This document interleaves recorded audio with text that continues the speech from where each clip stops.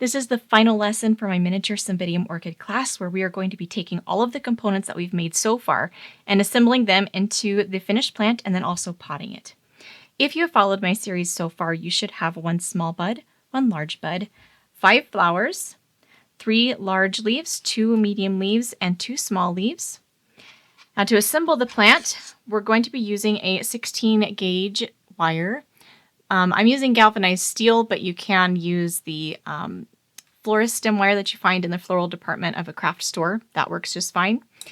I like the galvanized steel because it comes in one big long length that you can cut to whatever length you need.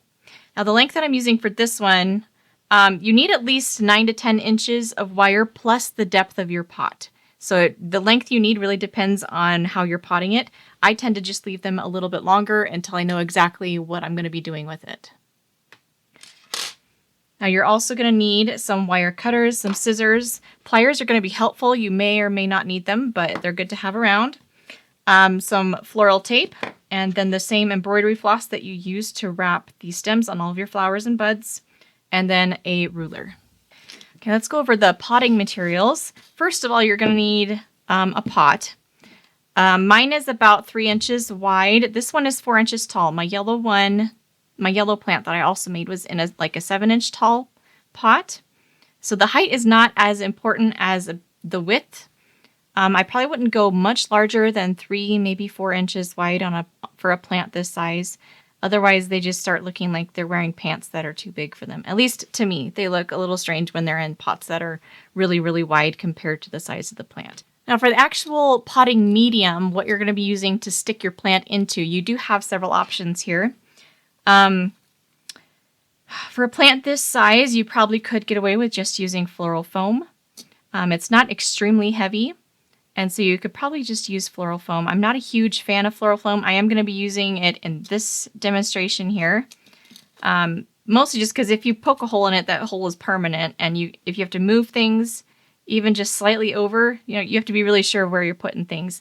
I'm less likely to enjoy it if I'm putting multiple plants in there because then I'm poking lots of different holes. And I've had some foam blocks actually just break apart on me because I had too many holes going through it.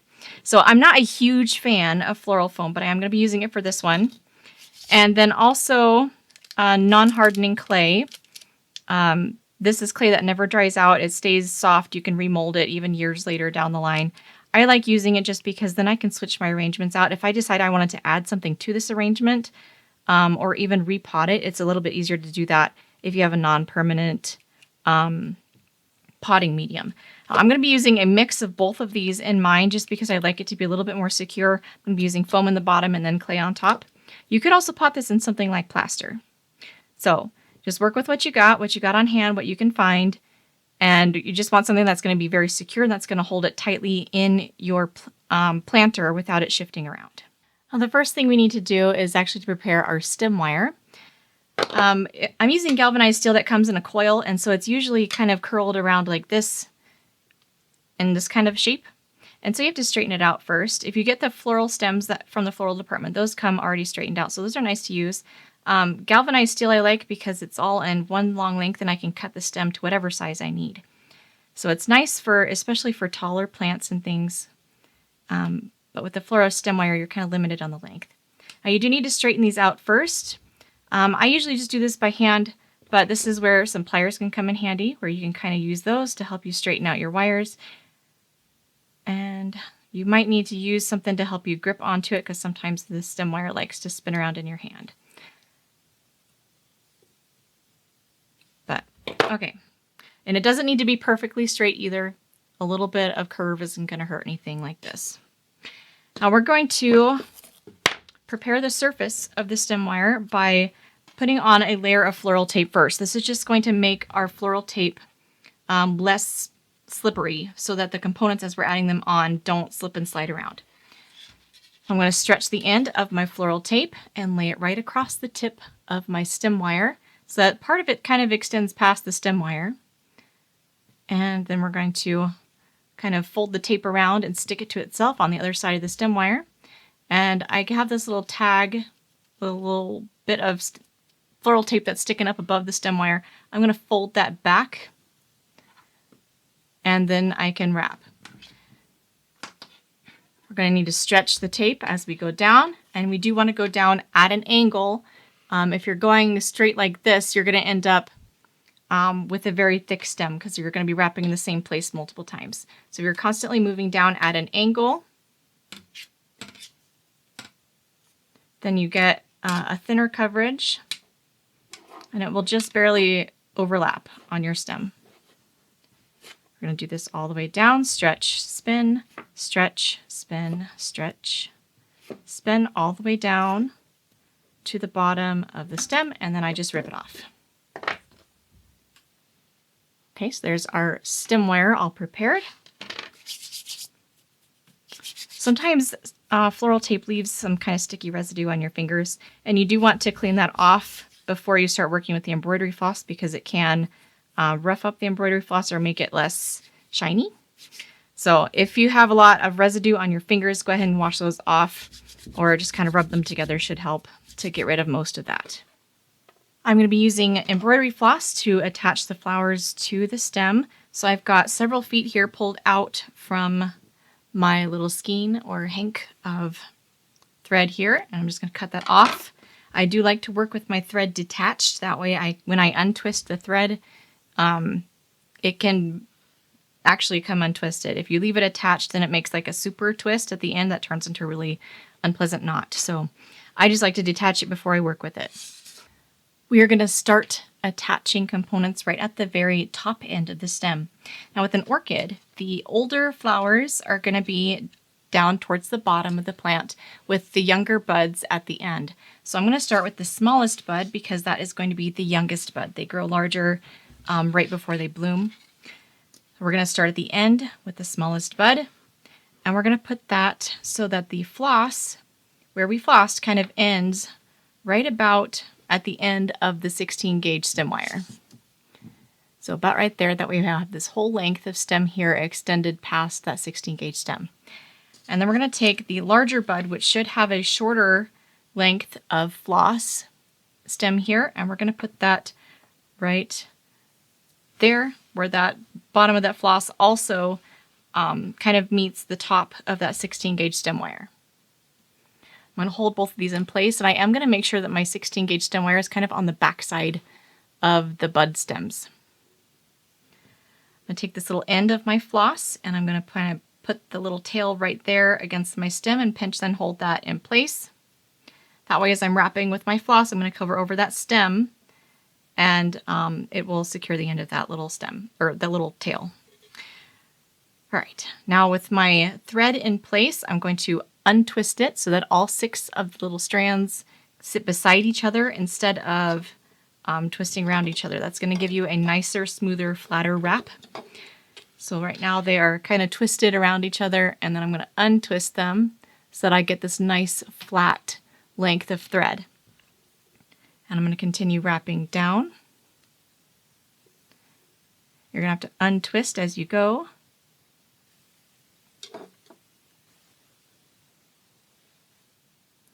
And we're going to floss down about an inch below where these buds are. And once it feels really secure, I can just kind of flip it over and then spin. But if it's more comfortable for you to just continue wrapping one little wrap at a time like that, then you just continue doing that. But this is just another way that you can do it to help speed it up a little bit. Untwist my thread and spin. And we're going to floss down about an inch or so right below those buds. So about right there. And it doesn't need to be exact, just ish. Now we're going to do the first flower. If you made a flower that's kind of closed like this, or a just opening flower, that one should go first. Because again, the oldest flower is going to be at the bottom and the youngest one's at the top. So this one is a bud that's just blooming. So it's one of the younger ones, and it's going to go at near the top of the stem. I want to make sure, you see how my 16 gauge stem wire here is kind of visible on the back, it kind of sticks out. I want that to be the back side of my plant so that it's not as visible.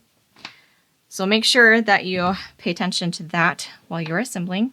That way it ends up concealed and you don't really see it in your finished stem. So my large bud is on the right side, it's kind of sticking out of the right side of my stem. So I'm going to make sure that my first flower sticks off on the left side.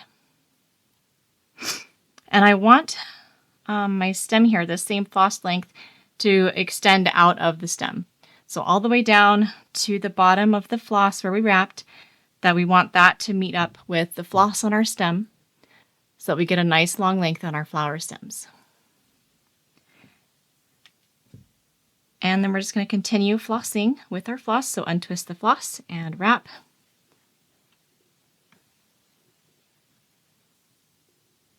And we're going to go down about another inch or so.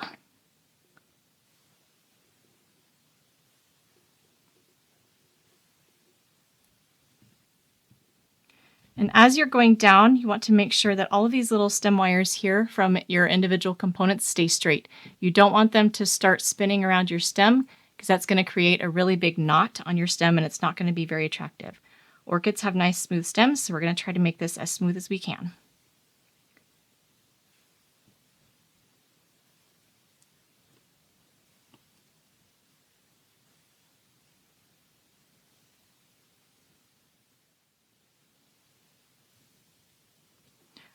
All right, so we're going to wrap down about another inch or so. You can go down about 3/4 inch too if you want to, if you want your flowers closer together. Again, now pay attention again to where that 16 gauge wire is sticking out. Make sure that's on the back side. So you're looking at the front this way. And we're going to add in another flower. So because this one is coming out of the left, we're going to do this one out of the right side. Right there. And again, I'm going to match up the bottom of my floss with the bottom of the floss on the main stem. Now these orchids don't have to be perfectly upright where the throat goes like this. You can even put them on upside down or sideways. So don't put too much effort into whether they're perfectly straight.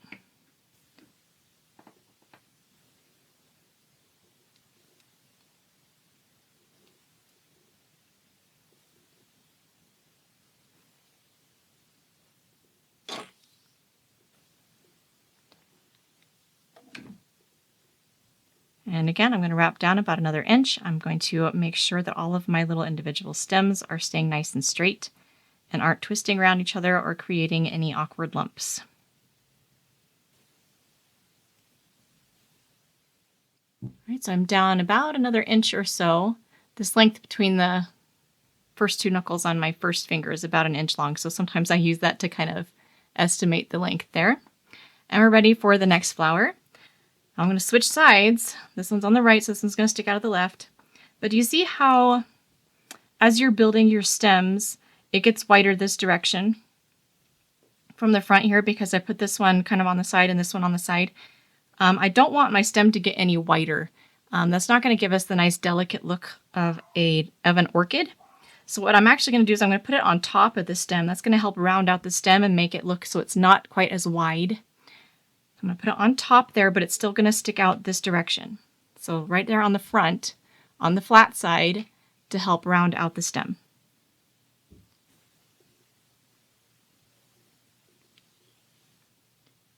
And I'm just going to continue down this way until I have all 5 of my flowers attached.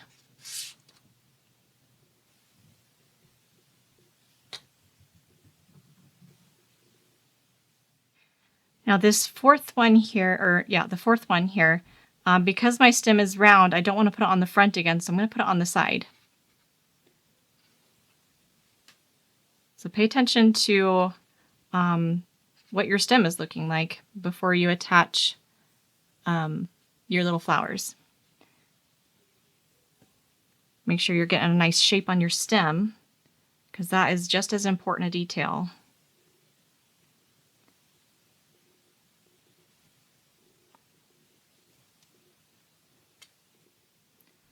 Now, sometimes right when you're starting out and you're wrapping around, it's easy to get your floss kind of stuck in these little things at the end.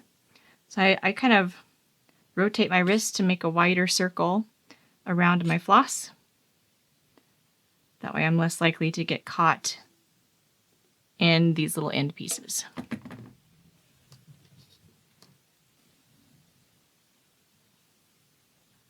All right, I've got one more flower to add here, and again, I've got this stem that's kind of widening, and I kind of want to flatten it out, so I'm going to put that one, let's see. at it from all sides. I think we'll do kind of right there-ish. Maybe kind of partially off to the side, partially on top, just to help round out my stem so I get a nice shape. And then we're going to floss down below this last flower about 4 inches, 4 or 5 inches. Now eventually it kind of gets hard to hold it out horizontally like this while you're flossing. So if you hold it where it's pointing straight down, that way the weight is towards the bottom. It makes it a little bit easier to spin without tiring your hands out quite as much. All right, so I have flossed down about 4 inches below the last flower there, and I'm ready to tie off my floss. And I do that just by taking the end of the floss and taking it over the stem, reaching through the loop, and then pulling the end through the loop, and that will create enough of a knot that it's going to hold the end of that floss pretty good. So my flower stem so far looks like this. Forgot to mention this while I was going over the supplies, but we also need some 30 gauge wire here to assemble the leaves. We're just going to cut a couple feet of this off of the spool. I'm going to attach my leaves 2 at a time. If you need to do 1 at a time, then please do that. It can be a little bit tricky to hold. I'm going to do... All right, let me just talk about this first. All right. So my plant is facing forward this way. The flowers are facing this direction. And that means that my plant is going to be most viewed from this front direction, maybe a little bit from the sides as well. But it's going to be mostly viewed from the front. And so when I'm adding my leaves, I want to pay attention to what side the lacing wires are on and what side I'm adding the leaves onto. So if I'm adding a leaf onto the back of the stem, I don't want those lacing wires to be visible, so I'm going to turn the leaf so that the lacing wires are facing away from the plant. That way, they're going to be concealed on the back side where they're going to be less visible. So I've got 1 leaf there.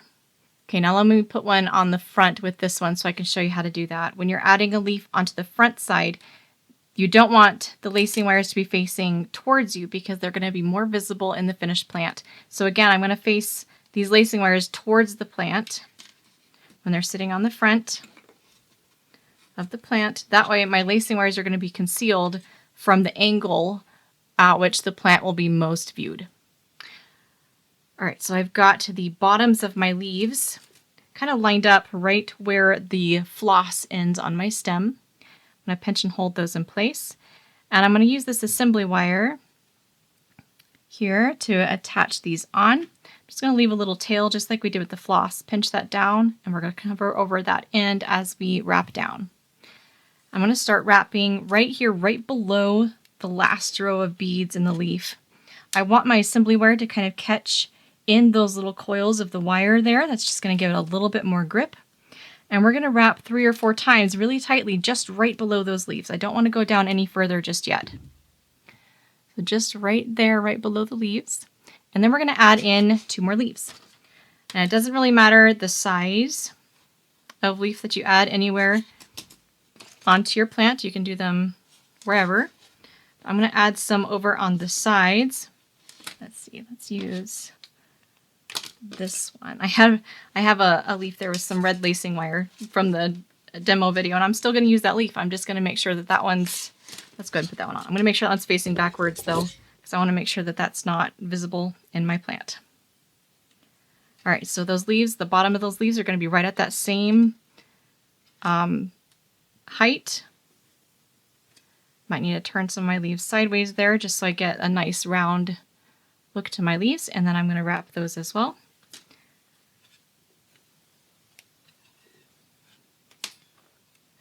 Three or 4 times right below those leaves, and I'm going to try and catch those little coils of wire right at the base of the leaves if you can. And then we're just going to continue adding leaves until all of them have been added to the plant.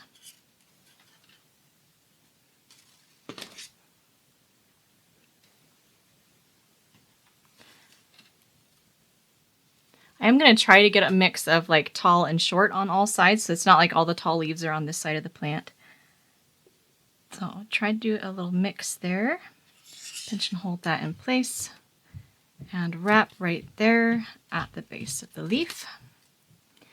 Once you have all of the leaves on, then you can start wrapping down the stem some more. We're going to continue wrapping down this time.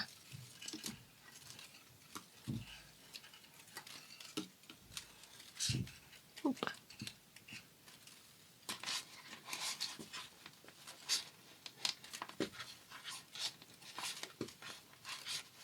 And we're going to wrap down at least a couple inches here just to make sure that everything is secure. And just like when I was adding the flowers to the stem, you do want to make sure that all these individual leaf stems are also not spinning around, because that is going to make some lumps there. And while it's not going to be as visible on the underside, it's just going to make it a little bit easier to assemble and get nice results there. Okay. Now tie off the end of my assembly wire. I just lift up one of these little individual wires and kind of wrap around it a couple times.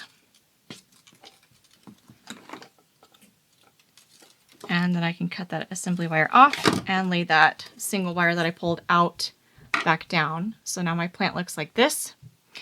And we've got all of these little exposed wires here at the bottom of the plant. We're going to cover that up with floral tape.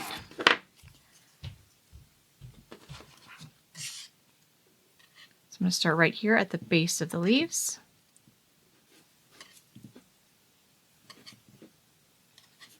And it's going to be okay if you kind of go over the bottom of the leaf a little bit with your floral tape. That will be fine because those bottom of those leaves are going to be concealed in after we plant it. I'm going to wrap all the way down. Well, actually I'm not. I'm going to wrap part of the way down because I'm not sure exactly how much I need to trim my stems. And it's a little bit easier to trim them when they're single like this than if they're all bunched together. So I'm not going to wrap down all the way down yet. All right. So here is my finished plant, and we're going to do a little bit of shaping. You can do this before or after you pot, but I'm just going to do this right now because it's a little bit easier to show it before it's potted. Oh, I'm going to look at this large bud here, the second one. I'm going to bend the little stem so it kind of creates an angle like that. And I'm going to do that with my orchid flowers as well. I'm going to make them kind of like this as they stick out of the plant instead of that upward curve.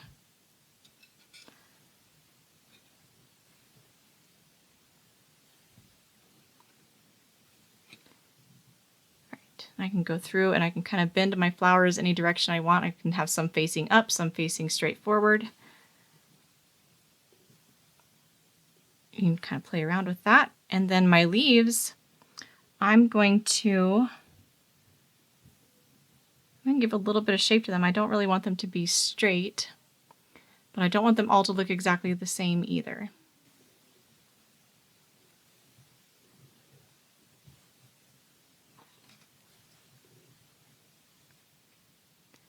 A lot of Cymbidium orchids actually do have leaves that kind of look like fountains. I don't know how to explain that. They kind of look like they're kind of draping over like this. Sometimes all of them do that. So you can kind of play around with that and see what you like with your plant. And if you ever do decide that maybe you don't like the direction that leaf is facing, you usually can just kind of spin it just a little bit there at the base so that you can play with your leaf shaping a little bit. So I'm going to go with something like this, and I can always reshape it later after I pot it if I don't like the way that it's sitting. Okay, now we're going to start potting the plant. I'm going to be using this floral foam in the bottom and then putting clay on top. I don't like touching and working and cutting with floral foam, but I have to in order to get it to fit in this pot because it's not the right shape. And I need it to be just a little bit shorter because I want space for the clay on top and then also some moss. Oh, I forgot to put that in the I forgot to put that in the materials as well, as I'm going to be using some moss to top over the clay. So I'm going to trim this down so that I have enough height for a little bit of clay just to help secure my plant, and then some moss on top. So I'm going to be cutting it down this way and then also trimming the shape so that it fits inside of my little planter.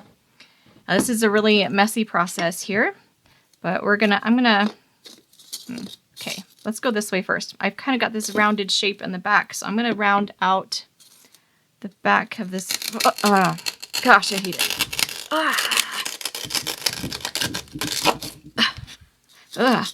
Okay. It hurts my spine, guys. I hate this stuff. Okay.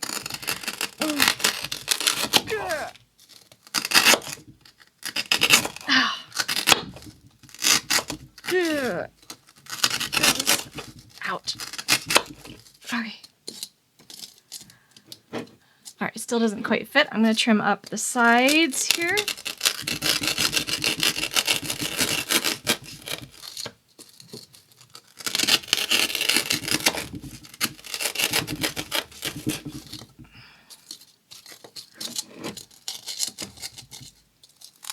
Still not quite here. Oh, this is going to get all over my desk. I hate this stuff.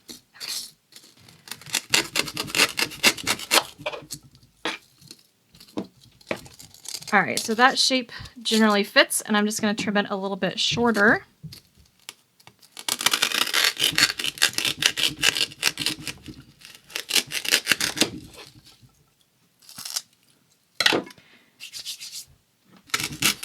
Oof. Ugh, I hate this stuff. It's gross. All right, so I think I'm going to be able to get this in there now. You probably could pot this with just floral foam if you wanted to. I prefer to have a little bit of clay on top for a little extra security. You could also pot this entirely with clay if you want. I just don't have a lot of clay left, and clay can get a little bit expensive. So sometimes if you can fill, if your plant is light enough and not too tall, then you can fill it with a lighter weight material to take up space in the bottom of your planter. So I'm just going to shove this in there. Oh, that's awful. Yeah, I hate this stuff. Okay. All right, I've survived, guys. Now I need to trim my stem so it's going to fit in my pot. I kind of want the bottom of my leaves to be a little bit below the lip of my pot. That way they're going to be completely concealed inside the pot. I don't want them sticking up where the stem is going to be exposed. I want the leaves to sit right at the bottom of the planting medium, right at the top of the planting medium. So I want to measure my stem so that the leaves kind of sit right below the little lip of my planter. And I'm going to trim my stems to be a little bit shorter than this because it needs to fit inside. I've got these big, huge, heavy-duty pliers so I can cut multiple stems at once. If you do not, please just cut one at a time so you don't hurt yourself or break your pliers. And this is where it helps to have the individual stems out as well. I'm going to cut about right there. Okay. And then I can just shove this right down into the foam. Now you can pre-poke a hole if you want to. I'm just going to go ahead and shove it in. I'm going to put this so it's about center in my planter and not off to the side. I'm just going to kind of grab my plant and shove down into the foam. So right there, so now my leaves kind of go right below the lip. And I've got this space right above my foam where I'm going to put my clay. Now I'm going to start adding some non-hardening clay on top of the foam, just to give a little bit more security to my flowers. Now this is the brand that I'm using. This is a non-hardening clay. You can also use like an air dry clay if you want, or just go ahead and add your topping medium if you want. But I'm using clay first. Now this clay is softer, non-hardening clay. I was using Sargent Art Plastilina clay until it got really, really expensive. And it's also a little bit harder to work with. So this brand of non-hardening clay is a little bit easier to work with, which is why I like it. But for some reason, it also smells like candy. Don't eat it, though. It just smells really, really good. Okay, we're going to add that, kind of rip it up and put it in chunks down there. Sorry. Forget I'm at an awkward angle here. So I'm just going to add little chunks of my clay right in the bottom of my plant. And I want to spread this out so that it goes all the way to the edges of my planter.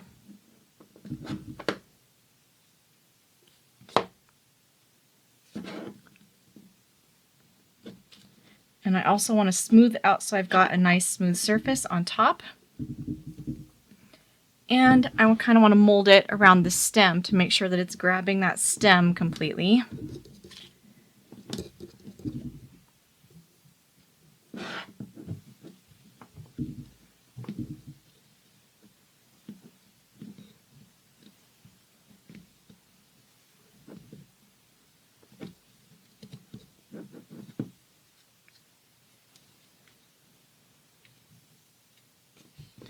All right, so there is the clay that I've added right there on top of my foam. The last thing I'm going to add here is also something that I forgot to talk about when I went over the materials at the beginning of this video. And this is just preserved moss. Just going to add that right on top of the clay. This stuff is also really, really messy. I'm just going to break off little pieces and stick them right down inside the plant so that everything is completely covered.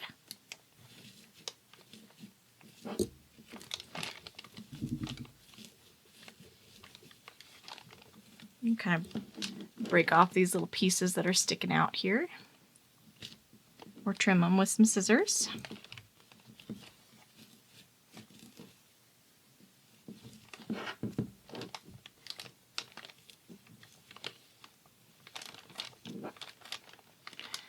All right, so there I've added my little topping. You can use something like pebbles if you wanted to as well, or even mulch. If you have mulch, you can add that on top. All right, now I'm going to add just a couple of little bends in the stem just so that it's not like perfectly straight. Cymbidium orchids do tend to grow fairly straight. You can make them curve a little bit, but they do tend to grow pretty straight upright. But even then, I would still add a little bit of a bend just so it's not quite so manufactured looking straight. It's a little bit more of a natural straight than an organic straight, not a perfect straight. All right, now I can't zoom out anymore because the rest of my desk is an absolute catastrophe. But here is my finished pink orchid plant.